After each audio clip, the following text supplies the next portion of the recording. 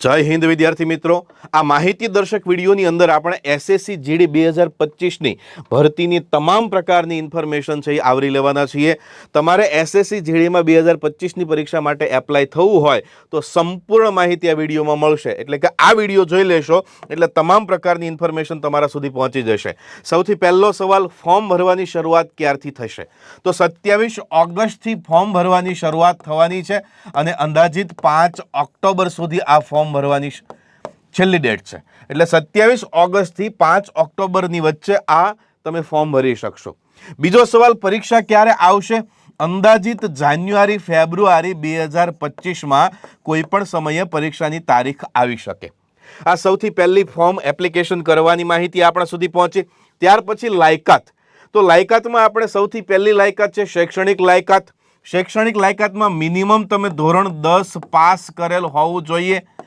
ધોરણ 10 પાસ કરેલું હોય એટલું જ નથી.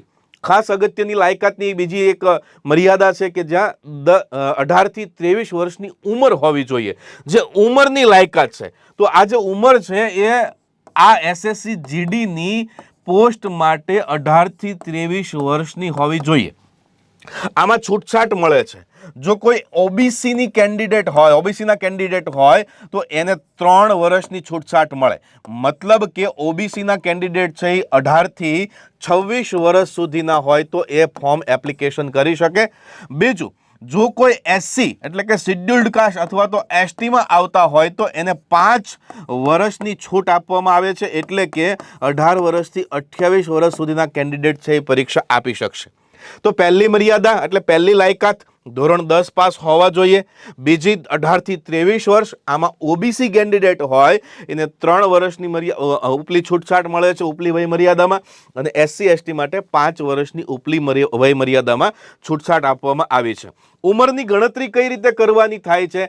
એસએસસીના નિયમ મુજબ જુલાઈ મહિનાને મધ્ય રાખી અને જો કોઈ પરીક્ષાના ફોર્મ જુલાઈ પહેલા ભરવાના થાય તો એની ઉંમર 1 જાન્યુઆરીથી ગણાશે. જો કોઈ પરીક્ષાના ફોર્મ જુલાઈ પછી એટલે જુલાઈ પહેલા ભરાય તો 1 જાન્યુઆરીથી ઉંમરની ગણતરી થાય અને જુલાઈ પછી ભરવામાં આવે તો 1 જુલાઈથી ઉંમરની ગણતરી કરવામાં આવશે. તો આપણા જે ફોર્મ ભરવાની શરૂઆત છે એ ઓગસ્ટ મહિનાથી થાય છે, એટલે તમારી ઉંમરની ગણતરી 1 જુલાઈથી કરવાની રહેશે. ત્યારબાદ વિદ્યાર્થી મિત્રો, પરીક્ષા પદ્ધતિ કેવી હોય છે? તો પરીક્ષા પદ્ધતિમાં ઓનલાઈન પરીક્ષા લેવાતી હોય છે. એ પેપરનું માળખું શું હોય છે એ હમણાં જોઈએ છીએ. ઓનલાઈન પરીક્ષા આપ્યા પછી તમારે એક ફિઝિકલ ટેસ્ટ પણ આપવાની થતી હોય છે જેને પીઈટી કહેવામાં આવે છે, અને એક મેડિકલ પરીક્ષા જે આખરી હોય છે મેડિકલ ટેસ્ટ. આ રીતે દોસ્તો આ ઓનલાઈન પરીક્ષામાં તમારે એપ્લાય થવાનું હોય છે, અપિયર થવાનું હોય છે. ફિઝિકલ ટેસ્ટ તમારી લેવામાં આવે છે અને પછી મેડિકલ ટેસ્ટ થાય છે. આ પરીક્ષા પદ્ધતિ છે. પરીક્ષાનું માળખું કઈ રીતે હોય છે એટલે કે પેપરનું માળખું? તો દોસ્તો કુલ 80 પ્રશ્નો તમને પૂછવામાં આવે. દરેક પ્રશ્નનો કેટલો માર્ક હોય તો કે 2 માર્ક આપવામાં આવ્યા છે. એટલે જોવા જઈએ તો કેટલા માર્કનું પેપર થાય એટલે કે 160 માર્ક્સનું પેપર થયું. ક્વેશ્ચન કેટલા? 80.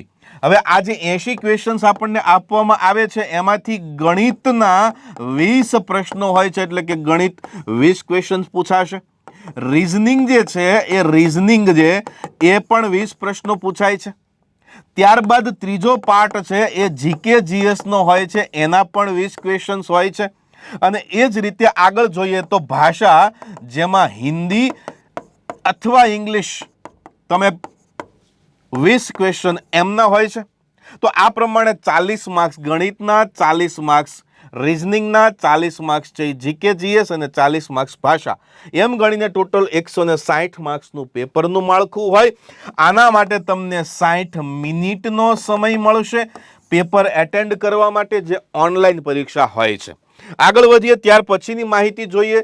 જો કોઈ કેન્ડિડેટ એનસીસી સર્ટિફિકેટ ધરાવતું હોય, એનસીસી સર્ટિફિકેટની કેટેગરી આવે એ કેટેગરી, બી અને સી, તો એને છે એ ટોટલ માર્કના અમુક ટકા માર્કનું છૂટ મળતી હોય છે. એ એડ થતા હોય છે માર્ક. તો કઈ રીતે હોય છે? જો એ સર્ટિફિકેટ હોય તો એને 2% માર્ક્સ મળે છે. જો બી સર્ટિફિકેટ હોય તો એને છે એ 3% માર્ક્સ મળતા હોય અને સી સર્ટિફિકેટ હોય એને 5%. કોના 5%? તો કે 160 માર્ક્સ જે ટોટલ છે એના. એ પ્રમાણે આપણે જોવા જઈએ તો એ સર્ટિફિકેટ વાળાને 160 ના 2%, 16 દુ 32 એટલે કે 3.2 માર્ક્સ. એ જ રીતે તમે જોશો તો આ બી સર્ટિફિકેટ હોય અને 16 તેરી 48 એટલે કે 4.8 માર્ક્સ, અને એ જ રીતે સી સર્ટિફિકેટ હોય તો 16 પંચાને 80 એટલે કે 8 માર્ક્સનો આ ફાયદો મળે છે. કોના માટે? તો કે સ્પેશિયલ એનસીસીના કેન્ડિડેટ હોય એના માટે. ત્યારબાદ આગળ વધીએ છીએ તો એમાં આવે ફિઝિકલ એફિશિયન્સી ટેસ્ટ, એટલે કે તમારી શારીરિક પરીક્ષાના ધારાધોરણો શું હોય છે. આમાં માત્ર રનિંગ પરીક્ષા હોય છે. રનિંગ એટલે જે દોડની પરીક્ષા, જેમ આપણે ગુજરાતમાં પોલીસ કોન્સ્ટેબલની પરીક્ષા હોય છે એમ જ એસએસસી જીડી કોન્સ્ટેબલની આ જે પરીક્ષા આવે છે સેન્ટ્રલ લેવલની, એની અંદર વિદ્યાર્થી મિત્રો રનિંગ ટેસ્ટ તમારે પાસ કરવાની હોય છે. રનિંગ ટેસ્ટની અંદર જો કોઈ કેન્ડિડેટ મેલ અથવા તો ફિમેલ બંને આમાં એપિયર થતા હોય છે, તો જો મેલ કેન્ડિડેટ હોય તો એને 5 કિલોમીટરની દોડ 24 મિનિટમાં પૂરી કરવાની રહે છે. હવે સવાલ થાય કે ઓછામાં કર્યું હોય તો વધારે માર્ક મળે, પણ આ ક્વોલિફાઈંગ ટેસ્ટ છે. આનું કેલ્ક્યુલેશન ક્યાંય પણ જોવા નહીં મળે. આની ગણતરી કોઈ જગ્યાએ થશે નહીં મેરિટમાં. તો મેલ કેન્ડિડેટ એટલે કે પુરુષ ઉમેદવાર હોય તો એને 5 કિલોમીટર 24 મિનિટમાં પૂરું કરવાનું હોય, અને જે સ્ત્રી કેન્ડિડેટ હોય છે, મહિલા કેન્ડિડેટ જેને આપણે કહીએ તો મહિલા કેન્ડિડેટ છે એને 1.6 કિલોમીટર અથવા જેને આપણે 1600 મીટર કહેતા હોઈએ તો 1600 મીટરની દોડ છે એ 8.5 મિનિટમાં પૂરી કરવાની હોય છે. ઉપરાંત આમાં લદ્દાખના કોઈ કેન્ડિડેટ હોય તો એના માટે અલગ નિયમો છે, પણ આપણે કોઈ ગુજરાતમાં કોઈ લદ્દાખનું હોય નહીં એટલે એ આપણે જાણવાની જરૂર અત્યારે નથી. તો રનિંગ ટેસ્ટની અંદર 5 કિલોમીટર 24 મિનિટમાં અને બહેનો માટે છે એ 1600 મીટરની દોડ 8.5 મિનિટમાં પૂરી કરવાની રહેતી હોય છે. ફિઝિકલ એફિશિયન્સી ટેસ્ટની અંદર તમારી છાતીની માપ પણ હોય છે. નોર્મલ તમારી જે છાતી છે એ 80 સેન્ટીમીટર થવી જોઈએ અને ઉપરાંત તમારી જે છાતી છે એ ફૂલાવીને 85 સેન્ટીમીટર થવી જોઈએ. આ છાતી માટેનું ધારાધોરણ છે. એ જ રીતે હાઇટ જે છે એમાં દોસ્તો મેલ કેન્ડિડેટ જે હોય તો એના માટે 170 સેન્ટીમીટરની હાઇટ છે એ મર્યાદામાં રાખવામાં આવી છે. જો કોઈ ફિમેલ કેન્ડિડેટ હોય છે તો એના માટે 157 સેન્ટીમીટરની હાઇટ નક્કી કરવામાં આવી છે. તો આ પ્રમાણે શારીરિક જે માપદંડો છે એ પણ તમારી સમક્ષ રજૂ કર્યા. રનિંગ ટેસ્ટ 5 કિલોમીટર ભાઈઓ માટે, 1600 મીટર બહેનો માટે. ભાઈઓએ 24 મિનિટમાં પૂરી કરવાની 5 કિલોમીટર, બહેનોએ 8.5 મિનિટમાં પૂરી કરવાની 1600 મીટર.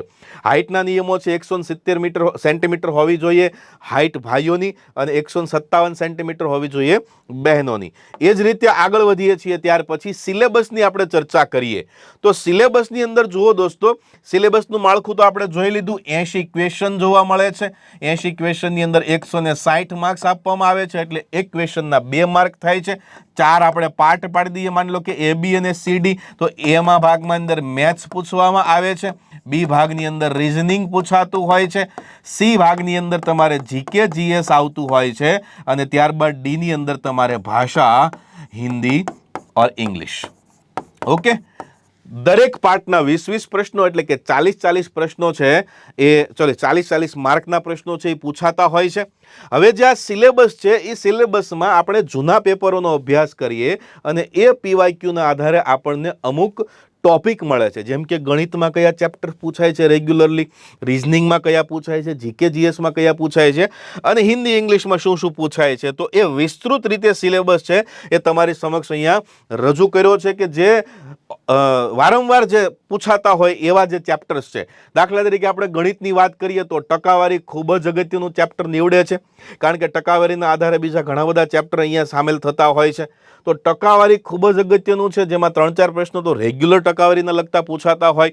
એ જ રીતે નફો ખોટના પ્રશ્નો છે, ડિસ્કાઉન્ટ અને ભાગ કરવાના પ્રશ્નો છે, ગુણોત્તર અને પ્રમાણના પ્રશ્નો, સાદુ વ્યાસ, ચક્રવૃદ્ધિ વ્યાસ, સમય અને કાર્ય, સમય અને અંતર, હોડી અને પ્રવાહ, ક્ષેત્રફળ અને પરિમિતિ, સરેરાશના ચેપ્ટર, લસા ગુસા, સાદુરૂપ, સંખ્યા પદ્ધતિ, ભાગીદારી અને મિશ્રણ. આ એવા ચેપ્ટર તમારી સમક્ષ લખ્યા છે કે જેમાંથી ડેફિનેટલી પ્રશ્નો છે એ નિરંતર આવતા રહ્યા છે. એ જ રીતે દોસ્તો આપણે બીજા સિલેબસ રીઝનિંગની વાત કરીએ તો અત્યાર સુધીમાં મૂળાક્ષર શ્રેણીના પ્રશ્નો જોવા મળે, આંકડા શ્રેણીના પ્રશ્નો જોવા મળે, એનાલોજી એટલે કે સંબંધ ઘટાયક છે, કોડિંગ ડિકોડિંગના પ્રશ્નો, ગાણિતિક પ્રક્રિયાઓ જેને આપણે મેથેમેટિકલ ઓપરેશન્સ તરીકે ઓળખીએ છીએ, બેઠક વ્યવસ્થા, કથન અને નિષ્કર્ષ, એ જ રીતે લોહીના સંબંધો, છુપાયેલી આકૃતિ, શબ્દોનો ક્રમ જેને વર્ડ ફોર્મેશન કહેવાય, પાણીમાં પ્રતિબિંબ, કાચમાં પ્રતિબિંબ, ક્યુબોઇડ એટલે કે ઘન અને પાસા, પેપર કટિંગ અને ફોલ્ડિંગ, આ રીઝનિંગના એવા મુદ્દાઓ તમારી સમક્ષ લખ્યા છે, એવા ચેપ્ટર્સ લખ્યા છે કે જેમાંથી પ્રશ્નો છે એ નિરંતર આવે છે. પાર્ટ 3ની વાત કરીએ તો એમાં જીકે જીએસમાં તમારે ઇતિહાસ, ભૂગોળ, વારસો, બંધારણ, અર્થશાસ્ત્ર, વિજ્ઞાન, સ્ટેટિક જીકે ખાસ મહત્વ ને એમાંથી સૌથી વધારે સવાલો આવતા હોય અને કરંટ અફેર્સ પણ મહત્વનું હોય છે એ. તો આ બધા છે એમાંથી આપણને ટોટલ 40 માર્ક્સના 20 પ્રશ્નો પૂછાય છે અને એ પ્રશ્નોનું જે લેવલ હોય છે એ એકદમ સહેલું રાખવામાં આવે છે, એટલે ખૂબ જ સરસ રીતે આ બધી જ વસ્તુઓ તૈયાર કરી શકાય. જાન્યુઆરી ફેબ્રુઆરીમાં પરીક્ષા આવનાર છે એટલે 4 થી 5 મહિનાનો પૂરતો સમય આપણી પાસે છે, એટલે એ પૂરતા સમયની અંદર સંપૂર્ણ તૈયારી તમે કરી શકો એ પ્રકારની આપણી પાસે ખાસ સમયની અવેલેબિલિટી છે. હિન્દી અને આપણે ઇંગ્લિશના સિલેબસની વાત કરીએ તો હિન્દીની અંદર સમાનાર્થી વિરુદ્ધાર્થી આ ભાષાની વાત છે. તો હિન્દીમાં પૂછાય સમાનાર્થી વિરુદ્ધાર્થી, કહેવતો, શબ્દ સમૂહ, ખાલી જગ્યા, વાક્ય શુદ્ધિ, વાક્યાંશ બદલવો, વ્યાકરણ અને ગદ્યાર્થ ગ્રહણ. એ જ રીતે ઇંગ્લિશના મુદ્દાઓની આપણે વાત કરીએ તો સિનોનિમ, એન્ટોનિમ એટલે કે સમાનાર્થી વિરુદ્ધાર્થી, ભૂલ ગોતવી, સ્પોટિંગ એરર્સ, ફિલર્સ, જગ્યાઓ પૂરવી, ઇડિયમ ફ્રેઝિસ, શબ્દ સમૂહ માટે એક શબ્દ, ઇડિયમ ફ્રેઝિસ, વન વર્ડ સબસ્ટિટ્યુશન એટલે શબ્દ સમૂહ માટે એક શબ્દ, સ્પેલિંગ ચેક કરવા, સ્પેલિંગની ભૂલો ગોતવી, ક્લોઝ ટેસ્ટ કરવી એટલે કે વાક્યાંશ ગોતવા, વાક્યાંશની ભૂલો ગોતવી, અને કોમ્પ્રિહેન્શન એટલે કે જેને આપણે ગદ્યાર્થ ગ્રહણ કહીએ છીએ એ ટાઈપનું કોમ્પ્રિહેન્શન. તો આમ સિમિલર બંને ભાષાના મુદ્દાઓ છે, તો ભાષાના જે 20 માર્ક્સ છે એ પણ ખૂબ જ અગત્યના છે. આમ ગણીને દોસ્તો આપણી પાસે 4 પાર્ટના આટલો સિલેબસ આવે છે. ગણિતના મુદ્દાઓ જે નિરંતર પૂછાતા હોય એવા લખ્યા છે તમારી સમક્ષ, રીઝનિંગના પણ લખ્યા છે, જીકે જીએસના પણ આપ્યા છે અને એ જ રીતે હિન્દી ઇંગ્લિશના પણ તમારી સમક્ષ મુદ્દાઓ રજૂ કર્યા છે. હવે મેઇન સવાલ કે ભાઈ ગુજરાતીમાં હવે બીજી વસ્તુ કે આ પેપરનું જે માધ્યમ છે એ કઈ રહેશે. તો અત્યાર સુધી ઘણા આપણે લાસ્ટ યરની વાત કરીએ, લાસ્ટ યર પહેલાના સમય સુધી તો કાં તો તમે હિન્દીમાં પેપર આપી શકતા હતા અથવા તો તમે ઇંગ્લિશમાં પેપર આપી શકતા હતા. ભાષાનો બીજો કોઈ ઓપ્શન નહોતો. ભાષા નહીં પણ આપણે માધ્યમ કહીએ છીએ. તો પેપરનું માધ્યમ કયું રહેશે? તો હવે એમાં સુધારો થયો અને 13 પ્રાદેશિક ભાષાઓને માન્યતા આપી છે અને 13 પ્રાદેશિક ભાષાઓની અંદર આ પેપર છે એ પૂછાશે. એમાંની આપણી જે ભાષા છે ગરવી ગુજરાતી, એ ગુજરાતીને પણ સમાવેશ કરવામાં આવ્યો છે. તો તમે આ પેપર મતલબ કે આ પરીક્ષા છે એ તમે ગુજરાતીમાં પણ આપી શકશો. તો એ મોટો બેનિફિટ છે. એટલે ગુજરાતીમાં તૈયારી હવે ક્યાંથી કરવી? ગુજરાતીમાં તૈયારી માટે ઘણા બધા ઓપ્શન્સ છે. આખા ગુજરાતની અંદર ઘણી બધી એકેડમી તૈયારી કરાવે છે. તમને જ્યાં પણ નજીકમાં એકેડમી પસંદ પડતી હોય ત્યાં જઈ શકો. ઓનલાઈન માધ્યમોથી પણ તમે ભણી શકો છો. જો અભયમ અકાદમી સાથે તમારે એસએસસી જીડી માટે ઓનલાઈન અથવા તો ઓફલાઈન તૈયારી કરવી હોય તો એના માટે ટૂંક જ સમયની અંદર ફોજી નામની એક બેચ આપણે રજૂ કરી રહ્યા છીએ. સ્પેશિયલ એસએસસી જીડી માટેની જે આ બેચ છે ફોજી બેચ કમિંગ સૂન છે, એટલે ઇન શોર્ટ ટાઈમ ટૂંક જ સમયની અંદર ડેટ સાથે સમય સાથે તમારી સમક્ષ એ માહિતી રજૂ થશે. અને આ જે બેચ આપણે રજૂ કરી રહ્યા છીએ એ ઓનલાઈન પણ હશે અને ઓફલાઈન પણ હશે. મતલબ કે જે વિદ્યાર્થીઓ અભયમ અકાદમી ભાવનગર ખાતે રૂબરૂ આવીને ભણવા ઈચ્છે છે તો એ પણ હશે અને એ જ રીતે ઓનલાઈન માધ્યમથી ભણવા ઈચ્છે છે તો આપણી અભયમ લાઈવ એપ્લિકેશન ગુજરાતના કોઈ પણ ખૂણે વિદ્યાર્થીઓને તૈયારી કરવા માટેની સગવડ પૂરી પાડે છે એ અભયમ લાઈવ એપ. અને જેને ઓફલાઈન ભણવું છે એના માટે છે અભયમ એકેડમી ભાવનગર સેન્ટર ખાતે. તો આ વિડીયોની અંદર તમને એસએસસી જીડી વિશેની તમામ ઇન્ફોર્મેશન આપવાનો પ્રયત્ન કર્યો છે. લાયકાત શું છે, ક્યારે ફોર્મ ભરવાની શરૂઆત થશે, કોણ ફોર્મ ભરી શકશે, ઉંમરની મર્યાદા કેટલી હોય છે કે ઉંમરની કાઉન્ટિંગ કઈ રીતે થશે, કેટલી છૂટ મળે છે, શારીરિક માપદંડો શું હશે, સિલેબસ કયા પ્રકારનો પૂછાય છે, આ બધી જ માહિતી તમારા સમક્ષ રજૂ કરી અને ટૂંક સમયની અંદર અભયમ એકેડમી ખાતે ઓફલાઈન બેચ પણ શરૂ થશે અને એ જ રીતે અભયમ લાઈવ એપ્લિકેશન પર ઓનલાઈન બેચ પણ શરૂ થશે. વધુ કોઈ પણ પ્રકારની માહિતી માટે તમે 73 59 81 40 40 આ નંબર ઉપર ફોન કરી શકો છો અને કોઈ પણ પ્રકારની આ બેચ વિશેની માહિતી કે હેલ્પ જોઈતી હોય તો મેળવી શકો છો. તો આ હતી વિદ્યાર્થી મિત્રો SSC GD 2025ની આવનાર ભરતી વિશેની માહિતી. આપ સૌ ખૂબ મજામાં હશો એવી અપેક્ષા સાથે, આપ સૌના જીવનમાં ખુશીઓ પથરાય એવી શુભકામના સાથે આપ સૌને જય હિન્દ, જય ભારત.